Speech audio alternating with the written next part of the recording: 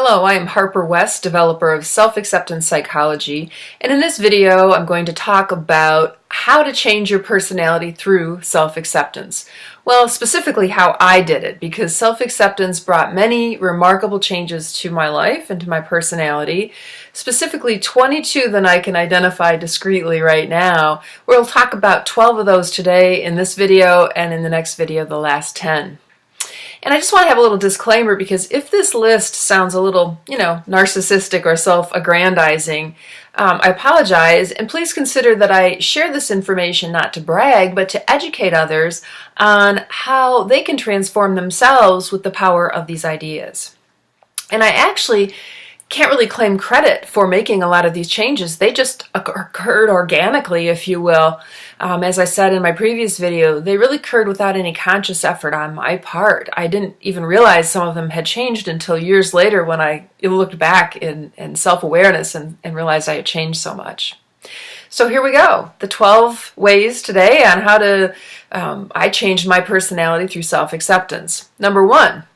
As I began to work on developing self-acceptance, I noticed the self-doubting, the self-critical, the really negative messages that I kept letting pop up into my head all the time. I wondered, are people staring at me? Did I wear the right thing? Did I say the right thing? Oops, I did or said the wrong thing. And now, it's rare that any of these kind of thoughts come into my brain. I don't worry about my verbal missteps or my fashion faux pas so much. When I, used to be so self-conscious, I would check the mirror all the time and worry about my clothing, and now I really don't. I rarely fuss around with my hair or my hemline any time of the day. And I would often walk into rooms before kind of worrying so much about what everyone thought, what everyone was doing and looking at me. Were they looking at me? And I was so afraid of their approval or their disapproval. And now I enter situations not really judging, not being afraid of being judged. I flow through life knowing that self-approval is the real key. Number 2, I realized how judgmental I was of myself, and that those habits of self-deprecation over the years created a cycle that kept me from recognizing the truth about myself. Because my self-worth was so low, I tended to dismiss or overlook compliments or positive messages from other people. I would, say they couldn't possibly mean me, or no, it was nothing, it was no big deal. And I also repeated internal messages about myself, about my inadequacies, that reinforced my already low self-image. Being preoccupied with telling myself how worthless I wasn't really in tune often with the signals that I got from other people. And it was a real missed opportunity to hear real, accurate information from others about my abilities, which I kind of deluded myself that I was incapable and incompetent in many ways.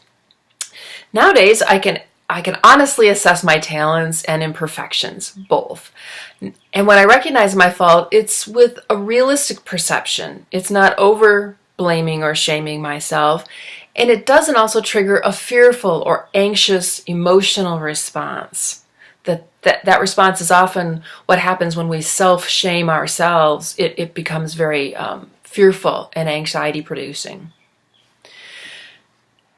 Speaking of judging, the third thing that I learned and became aware of was how often I had critical thoughts of others.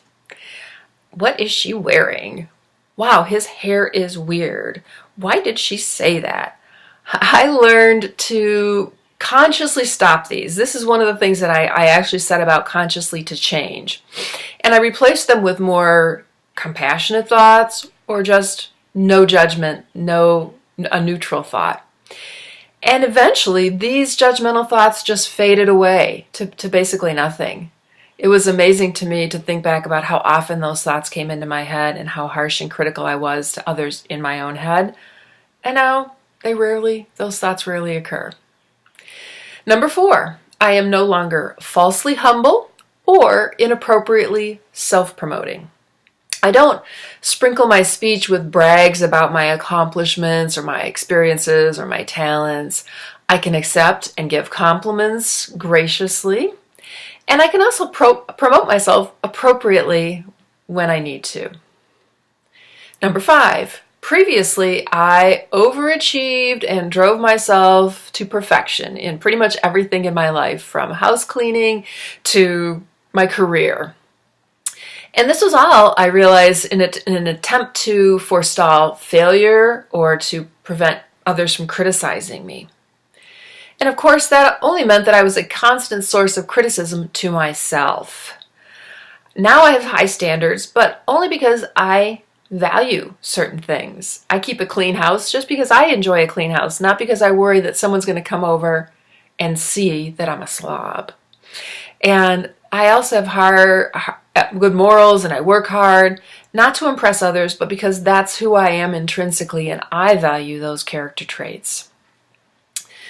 Number 6, I have a realistic sense of myself rather than mindlessly believing the opinions of others. Opinions that often were in the past, I believe, tinged with a sense of dominance over me, or manipulation, or control, or some sort of agenda. Number 7, and related, I don't automatically assume that things are my fault or worry that I am wrong. I don't just automatically go down that path. I can pause and reflect on whether I'm really to blame. Number 8, I used to perceive criticism where there was none. If somebody didn't return my phone call or my email, oh my gosh, I must be a terrible person, I thought to myself. And I viewed these all as rejection. And there might have been a perfectly good explanation.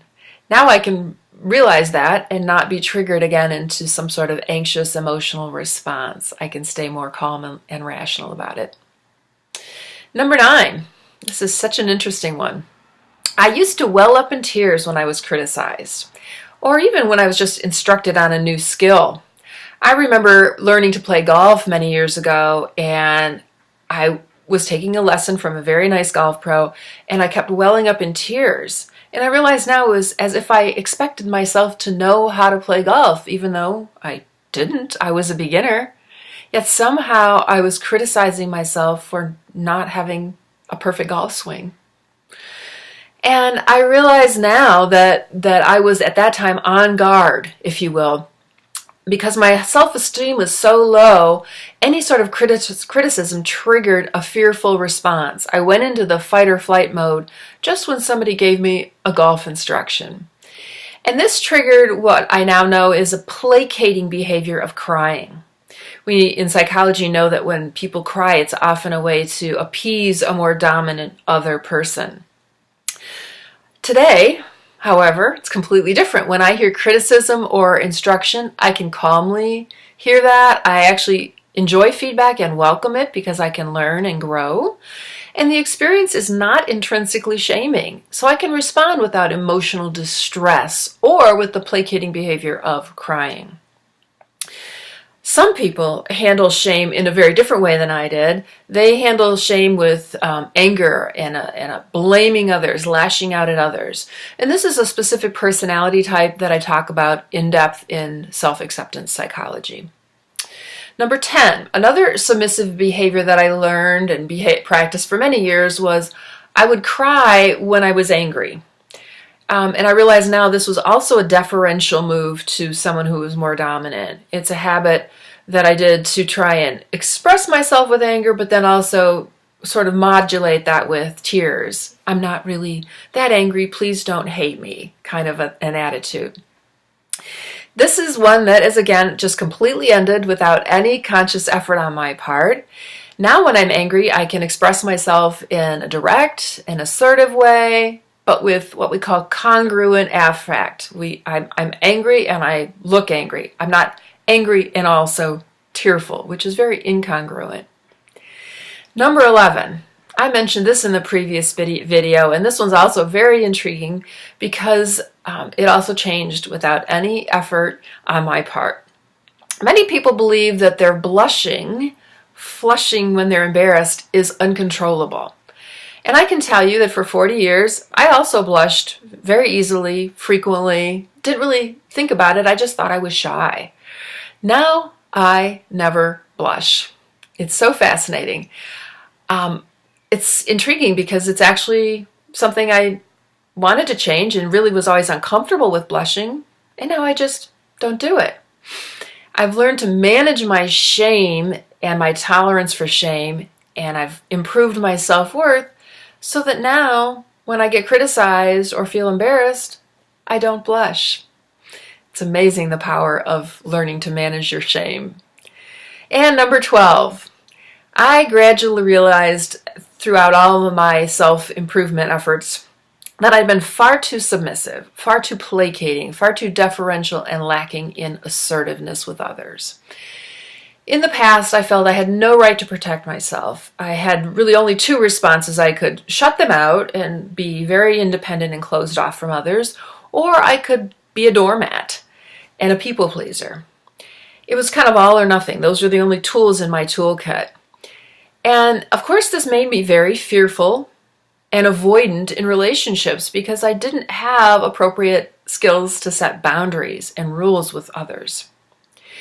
And now I realize I have a lot of different tools I can use. I have a range of responses in terms of being assertive or angry with others. And this gives me power, and this gives me strength and adaptability in situations and in relationships. And as a result, I'm pretty fearless about confrontation now because I know I can do or say what's appropriate without anger, without overreacting. I don't tremble in fear at the opinions of others or their unspoken perceptions of me, but I can hear and respond to critics appropriately.